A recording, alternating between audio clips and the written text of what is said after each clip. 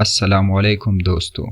سال 1929 24 اکتوبر کو امریکہ کے سٹاک مارکیٹ بری طرح کریش کر جاتے ہیں، جس کی وجہ سے امریکہ میں تقریباً 5000 بینکس بینکرپٹ ہونے لگتے ہیں اور معاشی حالات بھی بری طرح خراب ہو جاتے ہیں۔ تقریباً 15 ملین لوگوں کے جاب چلے جاتے ہیں، کیونکہ کمپنیز اور گورنمنٹ کے پاس اتنے پیسے نہیں بچتے کہ وہ لوگوں کو سیلری دے سکیں۔ ملک بھر میں بے روزگاری کی سطح جو پہلے 5% تھا وہ آئندہ 10 سالوں میں تقریباً 21% تک چلا جاتا ہے۔ امریکہ کے ساتھ ساتھ دیگر یورپین کنٹریز میں بھی اس کا اثر دیکھنے کو مل جاتا ہے۔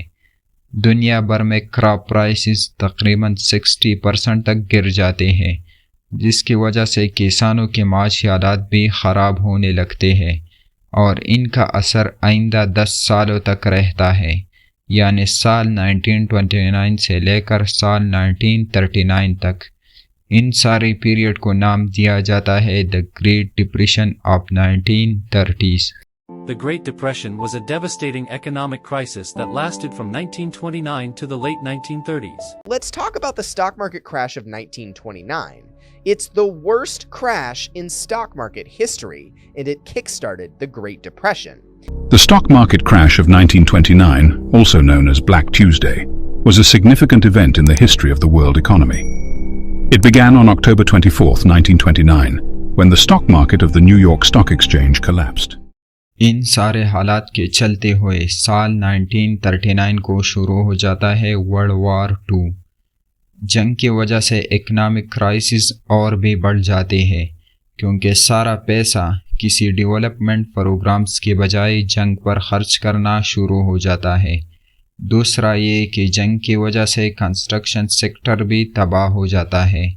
اگر کہ جنگ کی وجہ سے عام لوگوں کو ایک فائدہ ضرور ہو جاتا ہے کہ جتنے بھی بے روزگار لوگ تھے وہ یا تو آرمی جوائن کر لیتے ہیں یا دیگر ڈیفنس سیکٹر میں چلے جاتے ہیں۔ ایک اندازے کے مطابق جنگ کے دوران امریکہ میں تقریباً 12 ملین لوگوں نے ڈائریکٹ آرمی جوائن کر لیا تھا اور تقریباً 16 ملین کے قریب لوگ دیگر ڈیفنس سیکٹر میں گئے تھے، جس کی وجہ سے بے روزگاری میں عارضی طور پر کمی آ جاتی ہے۔ ان دونوں واقعات کو دیکھ کر جولائی 1944 کو نیو ہیمپشائر میں ایک اجلاس بلائی جاتی ہے اور اس اجلاس کو نام دیا جاتا ہے بریٹن ووڈ کانفرنس۔ اس اجلاس کی پیچھے اصل ایجنڈا یہ تھا کہ ایک ایسی انٹرنیشنل مونیٹری سسٹم بنا دیا جائے کہ ہمارے بیچ میں جو معاشی عدم توازن ہے ان کو ختم کر دے اور ایسی پالیسیوں کی روک تھام کرے جس کی وجہ سے اکنامکل ڈپریشن آیا تھا۔ اس کانفرنس میں تقریباً 44 کنٹریز پارٹیسپیٹ کرتے ہیں اور اس کانفرنس میں 2 اکنامکل آرگنائزیشنز ورلڈ بینک اور انٹرنیشنل مونیٹری فنڈ کی بنیاد رکھا جاتا ہے۔ IMF کی بنیادی طور پر 3 مشنز ہیں۔ انٹرنیشنل لیول پر اکنامکل کوآپریشن کو آگے بڑھانا، اپنی ممبر کنٹریز کی بیچ ٹریڈنگ اور اکنامکل گروتھ کی حوصلہ افزائی کرنا، اور ایسی پالیسیز کو ڈسکریج کرنا جو کسی کنٹریز کی اکنامکل گروتھ اور پراسپیرٹی میں رکاوٹ ڈالتے ہو۔ اب آتے ہیں ان کے سٹرکچر کی طرف کہ یہ ایکچولی میں کام کیسے کرتے ہیں۔ اگر ان کے سٹرکچر کے بارے میں بات کریں تو اس میں ایک بورڈ آف گورنر، ایک ایگزیکٹو بورڈ اور ایک مینیجنگ ڈائریکٹر ہوتے ہیں۔ اس کے علاوہ IMF کا دنیا کے مختلف ریجنز میں آفیسز بھی ہوتے ہیں جن کو ریجنل آفیسز کہا جاتا ہے، اور کچھ دیگر ڈپارٹمنٹس بھی ہوتے ہیں جو پیسے کو مانیٹر کرتے ہیں۔ بورڈ آف گورنر کی بات کریں تو جتنے بھی ممبر کنٹریز ہیں IMF کا ان سے ایک گورنر ہوتا ہے اور IMF کی زیادہ تر ڈیسیجن بورڈ آف گورنر لیتے ہیں۔ اس کے علاوہ یہ آرگنائزیشن کا جائزہ لینے کے لیے سالانہ اجلاس بھی کرتے ہیں۔ دوسرے نمبر پر ہے ایگزیکٹو بورڈ۔ IMF کی جتنی بھی ڈیلیز ایکٹیویٹیز ہیں ان کو مانیٹر کرنے کی رسپانسبلٹی ایگزیکٹو بورڈ کے پاس ہوتے ہیں۔ اس کے علاوہ یہ ان کے بارے میں چھوٹے چھوٹے ڈیسیجن بھی لے سکتے ہیں۔ ایگزیکٹو بورڈ میں اراؤنڈ 24 ایگزیکٹو ڈائریکٹرز ہوتے ہیں۔ ان کو ووٹنگ کے ذریعے الیکٹ کیا جاتا ہے۔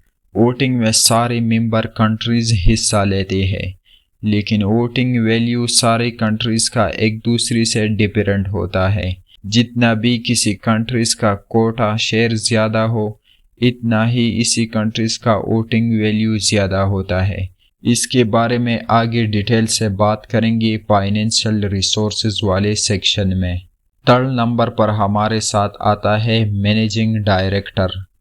مینیجنگ ڈائریکٹر کے پوسٹ پر صرف ایک بندہ بیٹھا ہوتا ہے، اور یہ ایکچول میں پوری IMF کا پریزیڈنٹ ہوتا ہے۔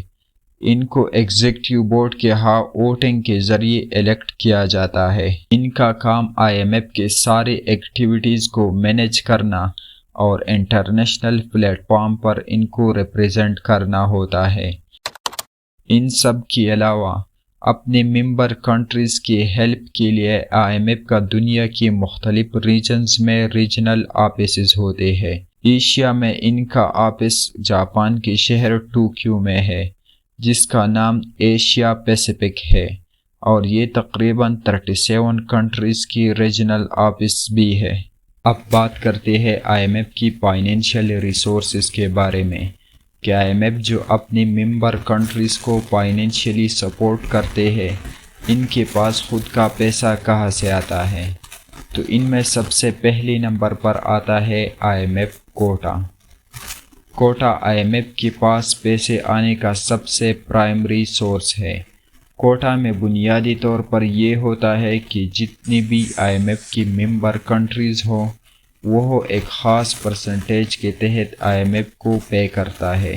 پیسے دینے کا پرسنٹیج ہر ملک کا الگ الگ ہوتا ہے، اور یہ ڈیپینڈ کرتا ہے کہ کسی ملک کی اکنامیکل کنڈیشن کیسے ہے۔ جس ملک کا اکانومی مضبوط ہو وہ زیادہ پیسے دیتے ہیں، اور جو ملک اکنامیکلی کمزور ہو وہ کم پیسے دیتے ہیں IMF کو۔ ان باتوں کو سن کر آپ لوگوں کے ذہن میں ایک سوال آیا ہوگا، جو ملک زیادہ پیسے دیتے ہیں IMF کو، ان کو کیا فائدہ ہے اس چیز کا؟ تو اگر آپ کو یاد ہوگا تو ایگزیکٹو بورڈ والے سیکشن میں نے آپ کو کہا تھا کہ ایگزیکٹو بورڈ میں 24 ممبرز ہوتے ہیں، اور ان کو الیکشن کے تھرو الیکٹ کی جاتی ہے۔ اب یہاں پر جو کنٹری IMF کو زیادہ پیسے دیتے ہیں، اس ملک کا ووٹ ویلیو اتنا ہی زیادہ ہوتا ہے الیکشن میں، اور جو کنٹری IMF کو جتنی کم پیسے دیتے ہیں، ان کی ووٹ ویلیو بھی اتنی ہی کم ہوتی ہے۔ اس چیز کو سمجھتے ہیں ایک ٹیبل کے تھرو۔ مان لو کہ ساری کنٹریز کی ووٹ کا ٹوٹل سم 100 ہے۔ اس طرح وہ جتنے پیسے دیتے ہیں IMF کو، ان کا ٹوٹل سم بھی 100 ہے۔ اب اگر آپ ٹیبل کی طرف غور سے دیکھو گے تو سب سے ٹاپ پر امریکہ ہے، جن کا کوٹا شیئر تقریباً 17.46% ہے۔ اس کے ساتھ اس کی ووٹنگ کی ویلیو 16.52% ہے۔ اس طرح دوسری نمبر پر جاپان آتا ہے، جس کا کوٹا شیئر تقریباً 6.48% ہے، اور اس کی ووٹنگ ویلیو 6.15% ہے۔ اس طرح تیسری نمبر پر چائنا ہے، اور باقی کنٹریز ان سے نیچی ہے۔ فنڈنگ کا میتھڈالوجی یہ ہوتے ہے کہ جو بھی کنٹری IMF کو پے کرتا ہے، وہ پیمنٹ کا 75% اپنی کرنسی میں کیش کے طور پر دے دیتا ہے، اور 25% گولڈ یا SDR کے فارم میں پے کرتا ہے۔ SDR IMF کے خود کا بنایا ہوا ایک ڈیجیٹل کرنسی ہے، لیکن یہ ڈالر اور پاؤنڈ کی طرح کوئی آفیشیل کرنسی نہیں ہے۔ اس کو آپ کمپیئر کر سکتے ہیں کرپٹو کرنسیز سے، جو صرف ڈیجیٹلی ایگزسٹ کرتے ہیں۔ اس کے علاوہ اگر کبھی IMF کے پاس کوٹا کی رقم کم پڑ جائے، یا کسی ایمرجنسی سچویشن میں IMF کو ضرورت پڑ جائے، تو وہ کیا کرتا ہے؟ اس کے لیے IMF نے اپنی ممبر کنٹریز سے ایک ایگریمنٹ سائن کیا ہے، جس کا نام ہے بائی لیٹرل بورونگ ایگریمنٹ۔ اس ایگریمنٹ کے ذریعے IMF ایمرجنسی کی سچویشن میں اپنی ممبر کنٹریز سے قرضہ لے سکتا ہے۔ اب بات کرتے ہیں ان پیکیجز کے بارے میں جو IMF اپنی ممبر کنٹریز کو دے دیتے ہیں جن کو کوئی سیریس فائنینشیل پرابلم ہو۔ لیکن ان سے پہلے ہمیں یہ بات یاد رکھنی چاہیے کہ IMF جتنی بھی قرضے دے دیتے ہیں اپنی ممبر کنٹریز کو وہ ایک سرٹین اماؤنٹ آف انٹرسٹ پر دے دیتے ہیں۔ اس کے ساتھ ساتھ اپنے کچھ پالیسیز بھی امپلیمنٹ کرتے ہیں اس کنٹری پر تاکہ وہ اکنامیکل کرائسس سے نکل جائے۔ پیکیجز میں سب سے پہلے نمبر پر ہے stand by arrangement. Stand by arrangement کے تھرو ان کنٹریز کو قرضہ دیا جاتا ہے جن میں عارضی طور پر فائنینشیل کرائسس آ جائے۔